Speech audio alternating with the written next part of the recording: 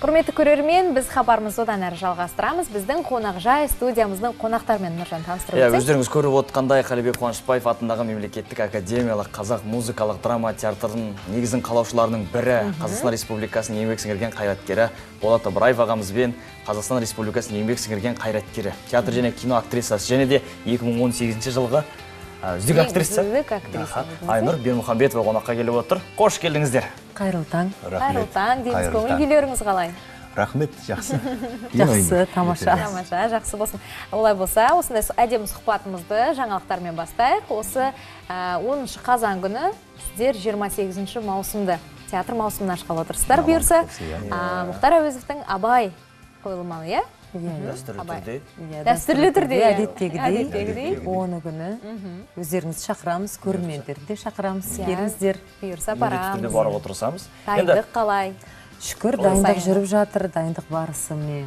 Болат ағамыз да бәріміз дайындалып жатырмыз негізі. Жаңа қойылымдардың саны қанша болады жалпы осы жаңа маусымда? Әдеттегіден жаңа маусымда. Енді біздің театрда режиссерлар бар. Сол режиссерлардың әрқайсысы бір-бір қойылым қойып шығу керек негізі. Және де сырттан шақырылған тағы бір режиссер бар, Барза Абдразақов деген. Сол кісінің сахналауымен бір қойылым болады. Енді атын атай берсек бола ма, жоқ па, онда Брехттің Мамаша Кураж үйі дейді, қазақша қалай аталатын әлі. Мамаш Кураж, Мамаша жаңағы балалары шығар қазақшасы деп ойлаймын. Білмеймін.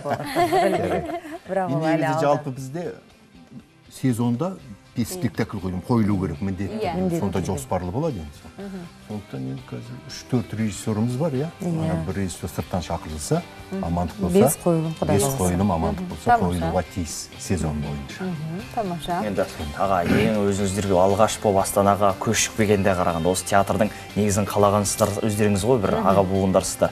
Осындай бүгінгі күнгідей болады деген арман болды ма? Сол арман орындалды ма? Арман болғанда қандай болды? Біз келдік қой, біз келгенде ол бала Астана болады деген ой қайда, ол түске де кірмеді. Біз 91 жылы келдік. Мен өзім 90 жылдың сентябрь айында аяқ бастық. 91-де қараша айының 15-інде аштық біз осы театрды. Ақан сері Ақтоқтымен. Үлкен Қабит Мүсіреповтің. Ол кезде Целиноград болады. Целиноград. Көрдіңдер, одан кейін Ақмола болды. Одан кейін мен Астана болды. Мен Астана болғаның өзім қызығы ел жақта барып естідім. 2 күнге барғам. 2 күннен кейін айтады. Ақмола Астана болайын деп жатыр. Ой, қайдан біліп қойды, мен 2 күн ғана болды келгеніме деді.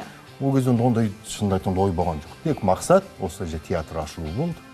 Енді өздерің білесіңдер ме, тарихтан білмейсіңдер ме, Жақып Омаров үлкен ағаларым болған режиссер, қазір анау Соғыстың көшесінің бойында тұрамыз. Омар. Соғыстың еңбегімен тағы да ат қосқан азаматшалар көп осында. Солар арқылы ашылған театр ғой. 91 жылы. Содан бері қаншама өзгеріс болды. Ат өзгерді, адам зат өзгерді. Астана болды, онда адам енді ол түске кірмейтін нәрсе ғой. Қазір менікі үлкен қала болдық, шаһар болды қазір. Ол кезде нені көрсеңдер Целиноград.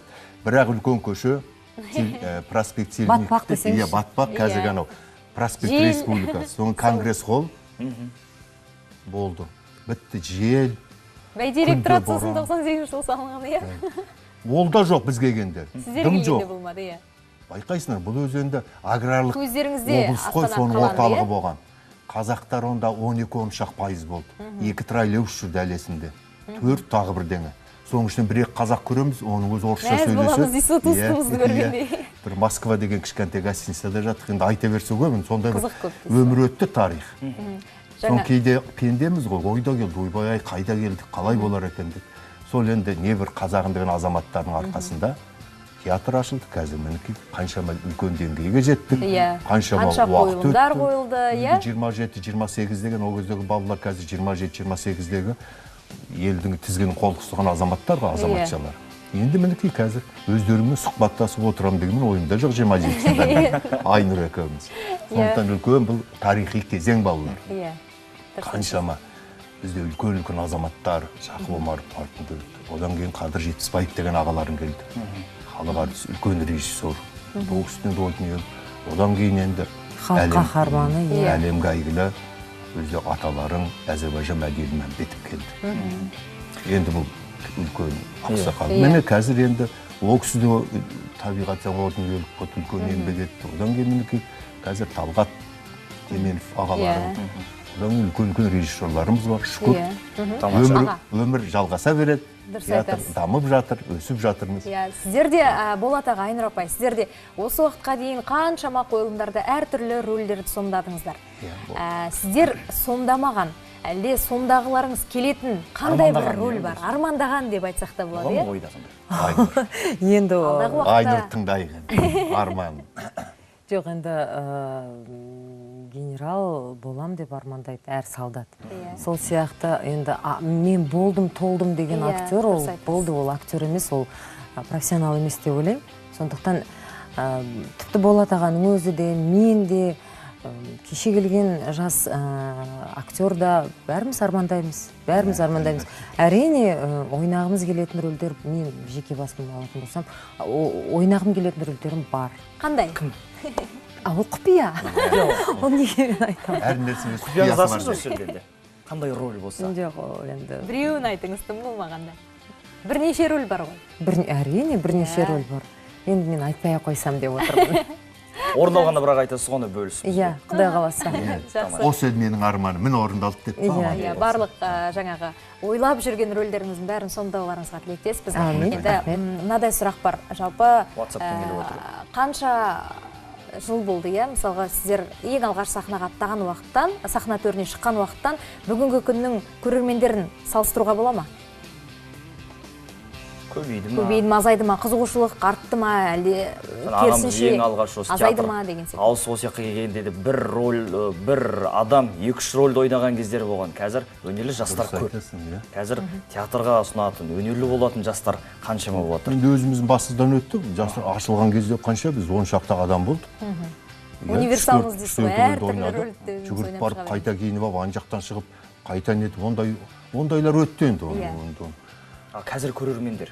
Енді көрерменнің санына келетін болсақ, әрине көрермен азайды деп айтпаймыз. Көрермен көбейді. Құдайға шүкір, қазір театралдық шығармашылық талғам жоғары көтеріліп келе жатыр деп ойлаймын. Сондықтан көрермен көп, Аллаға шүкір. Бұдан да көп болсын деп ойлаймын. Енді әр уақыт өзгерген сайын көрермен де өзгереді. Поколение деп айтамыз ғой. Сол өзгерген көрермен, оның талғамы өзгереді, көзқарасы өзгереді. Мысалы 91 жыл мен қазір неткен кезде жер мен көктей көрермендердің репертуардың өзі жер мен көктей. Солардың талабына сай өзгеріп тұрады. Мысалы біз сол кездегі қазір қойып нетсек қабылдамауы да мүмкін. Өйткені көзқарас байқа, басқа, талғам басқа. Себебі қазір әлеуметтік желі деген бар, интернет деген бар, тағы да басқа жағы дүниелер бар. Сол жерден балалар көп нәрсені көреді, мысалға. Солардың талаптарына жауап беру үшін театр шығармашылығы да өзгеріп, дамып, арғарай өркендеп тұрады. Енді бір заңдылық болады, кешіріңдер бала, театрда міндетті түрде біздің енді өзіміздің заңдылық қой театр. Көрерменнен бір қадам алды отыруға тырысу керек. Егер үлгере алмай қалсаң, онда көрерменнен айырылып қаламыз дейсіз. Айырылу өз алдына. Енді соған жету үшін қайтадан үлкен еңбек керек, үлкен өзгерістер керек. Сондықтан да міндетті түрде жаңағы заманнан қалмай, сонда көрермен қызығып келе береді. Бұл енді өте қиын дүние, бірақ өте еңбекті қажет ететін дүние балалар. Сосын тағы да бір дүние бар, ол көрерменнің жетегінде кете бермеу керек дегенде бізде қағида бар. Себебі кейбір барлығын айтпаймын енді, кейбір көрермен жаңағы жеңіл желпі дүниеге қызығатын болып кетіп жатыр да. Біз енді олар сондай дүниеге қызығады екен, біз сіздерге мынаны ұсынамыз деп, енді көрерменнің жетегінде кетпеу деген бізде сондай бір заңдылық бар. Өремізді өндеп кетеді дейсіз, дұрыс айтасыз. Ал дәл қазіргі уақытта театрға не жетіспейді? Бізге енді ең басты ғимарат жетіспейді. Үлкен ғимарат жетіспейді. Бұл біздің үлкен мұқтаждық. Өзі адам бір нәрсені мақсатын іске асыру үшін жай тұрмысты алсақ, жақсы еңбек ету үшін баспана керек адамға. Дұрыс айтасыз, иә. Баспанаңды жағдайың болу керек, ыстық суың болу керек, газың болу керек, сонда жұмысқа аш бармайсың деген сияқты ғой. Сондықтан да бізге де қазір үй мәселесі өте қиын. Қиын деп қойдым енді. Солай да болып тұр шынында. Жоқ, қиындау қиын енді. Енді кім біледі енді, бір Құдай бұйырып бізге бір үлкен ғимарат бұйырар деп ойлаймыз да, бірақ бұйыртсын, әумин. Бірақ шетел жақтарда көбінесе кішкентай театрлар осындайға біздікінен екі есе кіші сахналар бар. Олар кәдімгідей өздерінің жұмыстарын жүргізіп жатқан, функционал. Тамаша, енді Айнұр ханым өкінішке орай бізге берілген уақытта азайып жатыр. Сіздер көргенде өте қуаныштымыз. Айтар әңгіме де көп, әрине. Сіздерге үлкен рахмет айтамыз. Құрметті көрермендер, 10 қазан күні міндетті түрде алғашқы ашылуға барлықтарыңызды шақырамыз. Театр сүйер қауым, барлығымыз бірге театрға барайық дейміз. Сонымен, құрметті көрермен, бүгін біздің бағдарламамыз өз мәресіне жетті. Өкінішке орай күнделікті дүйсенбі жұма аралығында сағат 8:00-де Еуразия арнасы қосылу болсын. Біздермен қоштаспаймыз. Ертеңге дейін аман сау болыңыздар. Амандықта жүздескенше. Көп рахмет ағамыз Айнұр ханым. Театрға келіңіздер. Міндетті түрде.